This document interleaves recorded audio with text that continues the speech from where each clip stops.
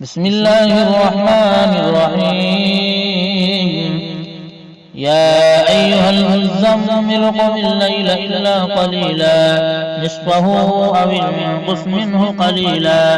أو زد عليه ورتل القرآن ترتيلا إنا سنلقي عليك قولا ثقيلا إن ناشئة الليل هي أشد وطئا وأقوم قيلا إن لك في النهار سبحا طويلا واذكر اسم ربك وتبتل إليه تبتيلا رب المشرق والمغرب لا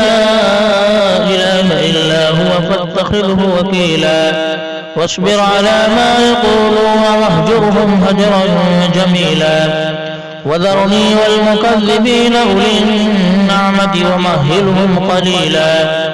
إن لدينا أنكالا وجحيما وطعاما ذا غصة وعذابا أليما يوم ترجف الأرض والجبال وكانت الجبال كثيبا مهيلا إنا أرسلنا إليكم رسولا شاهدا عليكم كما أرسلنا إلى فرعون رسولا فعصى فرعون الرسول فأخذناه أخذا وبيلا فكيف تتقون إن كفرتم يوما يجعل البلدان شيبا السماء منفطر به كان وعده مفعولا إن هذه تذكرة فمن شاء اتخذ إلى ربه سبيلا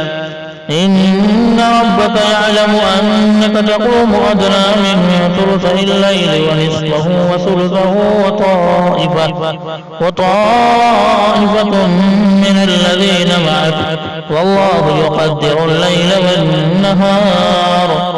علم أن لن تحصوه فتاب عليكم فاقرؤوا ما تيسر من القرآن علم أن سيكون منكم مرضى وآخرون يضربون في الأرض يبتغون من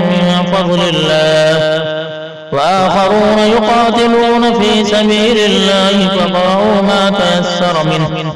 وأقيموا الصلاة وآتوا الزكاة وأقرضوا الله قرضا حسنا